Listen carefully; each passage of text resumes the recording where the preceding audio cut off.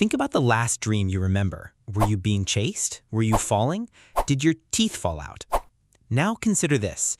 Someone in Japan had that exact dream last night. So did someone in Brazil, and someone in Nigeria, and someone in Russia. People who have never met, different languages, different centuries, different lives. The same dream. There is a reason for that, and it goes back much further than you expect. Researchers studying sleep across dozens of countries found that the most common dream themes are nearly identical worldwide. Flying, then suddenly losing control of it. Trying to punch someone but your fists have no strength. Being completely lost in a place you know perfectly. Naked in front of a crowd. Showing up to an exam you forgot to study for. Someone close to you dying. This was true in urban Japan, in rural Kenya, in the Cold War-era Poland. Different circumstances, the same dreams. In 1966, Calvin Hall published a study analyzing over 10,000 dream reports from people across 6 continents. His conclusion? Human beings dream about the same things, everywhere, regardless of when or where they were born. This pattern is old, much older than any lab study. Around 1350 BCE, Egyptians compiled a document known as the Chester Beatty Papyrus, a book of dreams. It listed recurring symbols that appeared in sleep and tried to explain what each one meant. The Mesopotamians believed dreams were messages from the gods. Mesopotamian kings kept scribes whose only job was to record and interpret royal dreams. The Greeks built temples called asclepions where sick people slept on stone floors overnight, hoping to receive a healing vision. Every ancient civilization noticed humans dream in patterns. The question none of them could answer was why. The answer started to become clear in 1953 in a sleep lab at the University of Chicago. A graduate student named Eugene Aserinsky was monitoring a sleeping child through the night. At regular intervals, the child's eyes moved rapidly behind closed eyelids. Heart rate went up, brain activity spiked, but the body stayed completely still. Aserinsky told his advisor, Nathaniel Kleitman. Together, they connected this pattern to dreaming. They had discovered REM sleep, rapid eye movement. During REM, the brain runs almost as active as when fully awake, while the body lies paralyzed. That paralysis is intentional. The brainstem blocks motor signals during REM to stop the body from acting out whatever the brain is simulating. In 2000, a Finnish neuroscientist named Antti Revonsuo published a paper that connected it all. He had analyzed thousands of dreams across different cultures and found a clear pattern. The overwhelming majority contained a threat, being chased, attacked, trapped, failing publicly, losing someone. Revonsuo called this the threat simulation theory.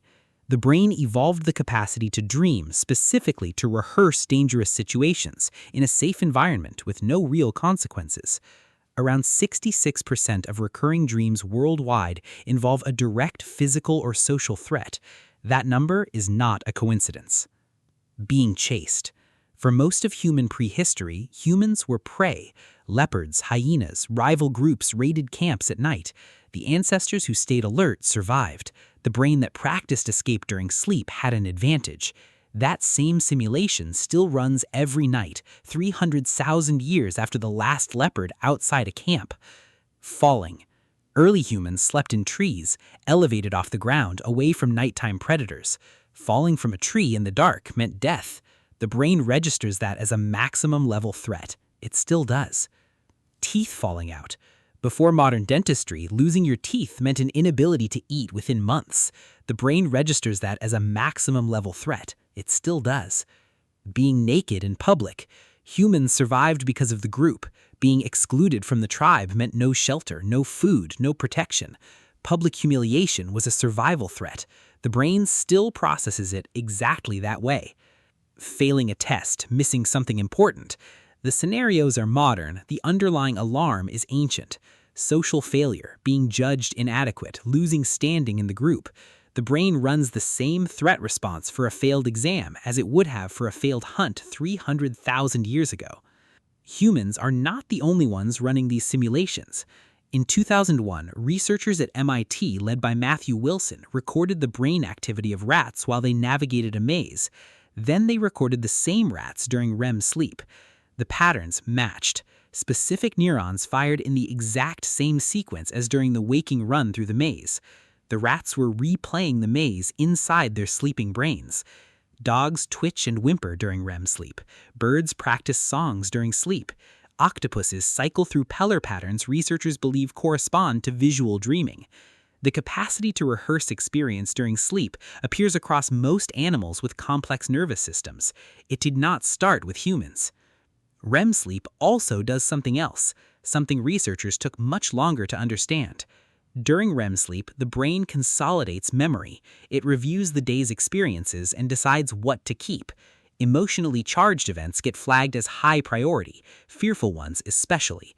In 2010, Robert Stickgold at Harvard ran a study where participants practiced a spatial task, then slept.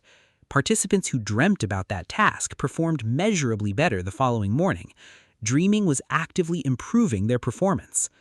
When that processing system gets overloaded, you get nightmares.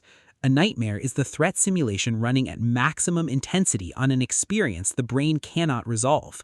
Trauma, sustained fear, unprocessed grief. The brain keeps returning to the scenario, searching for a resolution that doesn't come. This is why PTSD produces recurring nightmares so consistently. The brain isn't tormenting the person. It's trying to process something the system was not built to handle alone. Every night when you close your eyes, the brain doesn't shut down. It rehearses threats, it sorts memories, it replays what mattered. You have roughly 3 to 6 dreams per night. You forget around 95% of them within 5 minutes of waking. The forgetting is part of the system. Most of what was processed doesn't need to be consciously remembered. It has already been filed. The person chasing you in your dream has been chasing humans for a very long time. Your brain inherited a simulation system built across millions of years of evolution. It runs every night, whether you remember it or not. The dreams disappear by morning. The training stays.